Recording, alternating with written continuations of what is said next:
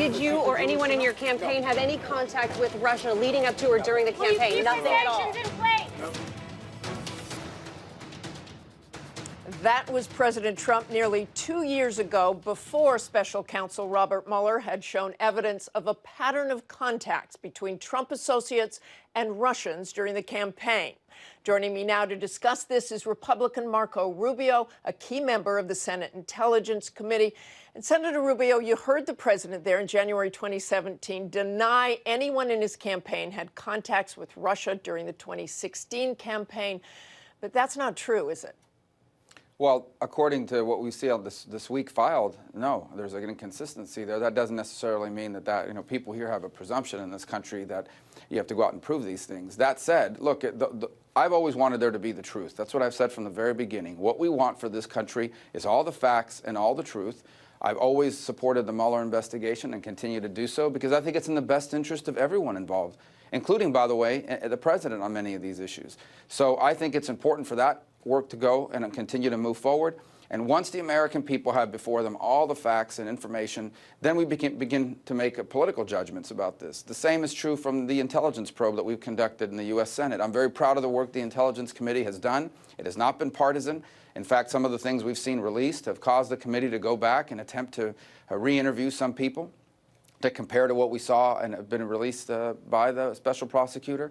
And we're going to continue to do our work. So at some point here soon, the American people are going to have before them the report of the U.S. Senate Intelligence Committee, whatever findings the special prosecutor has moving forward, and then we can begin to make some judgments about what needs to happen next. But Senator, let's just go back to what happened this week. Just to be clear, we now know that at least 5 people in Trump's orbit were receptive to Russian outreach. And those are Michael Cohen, Paul Manafort, Donald Trump Jr., Michael Flynn, George Papadopoulos.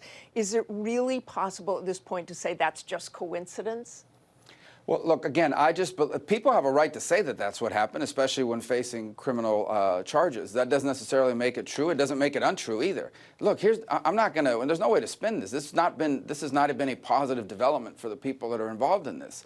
But I just think, and we have learned over time, that it is important for all of this to be out there before us, within full context compared to other information, before we begin to make political judgments. And I will tell you, when all that information is out there, no one is more important than our country. No one is held above the law.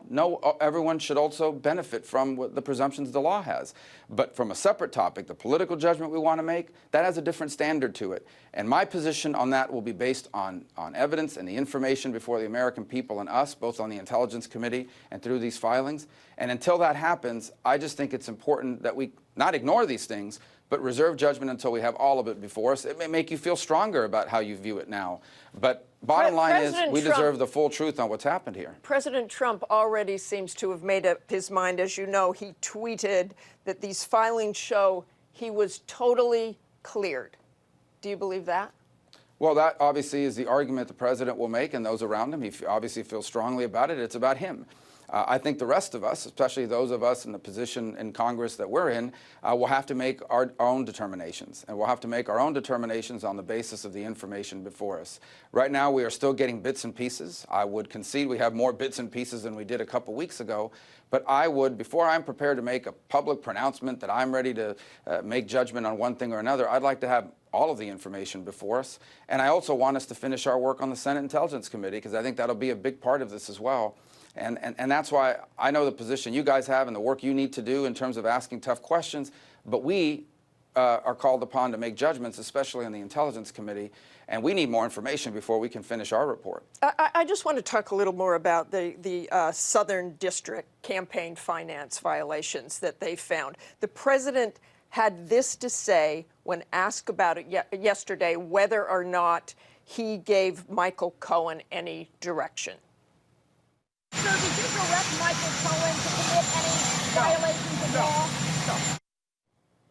So I know you talk about bits and pieces, but this is a pretty big piece. So who do you believe, Senator, the president or the Justice Department? Oh, I don't know, and neither do you or anyone else. Even from what you've already read.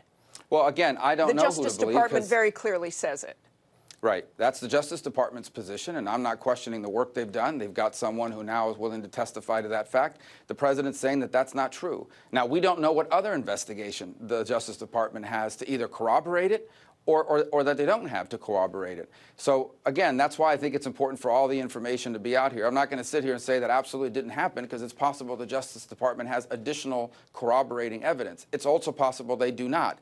And now you have the testimony of a witness who's facing criminal charges and looking for leniency versus someone who denies that it occurred the way they said it occurred. So that's why I'm telling you, it is important for us to have the full context and all the information before us before we can make final judgments on these issues, because we just don't know what additional information the Justice Department has to either corroborate these charges or not. Okay, let's move to Paul Manafort. Just last week, Trump refused to take a pardon for Manafort off the table after Rudy Giuliani acknowledged being in touch with Manafort's lawyers. If the president pardoned Trump, is that a red line for you? Would that be obstruction I think it would be a justice? terrible mistake if he did that. I do. I believe it would be a terrible mistake. You know, pardons should be used judiciously. They're used for cases with extraordinary circumstances.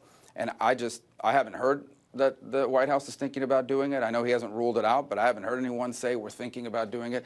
I would advise strongly against it. It would be a terrible mistake. I would not be supportive of it. I would be critical of it. I don't believe that any pardons should be used with relation to these particular cases. Frankly, not only does it not pass the smell test, I think it undermines the reason why we have presidential pardons in the first place. And I think, in fact, if something like that were to happen, it could trigger a debate about whether the pardon powers should be amended given these circumstances. So I hope they don't do that. It would be a terrible mistake if they did. Okay, thanks very much for joining us, Senator Rubio. Thank you.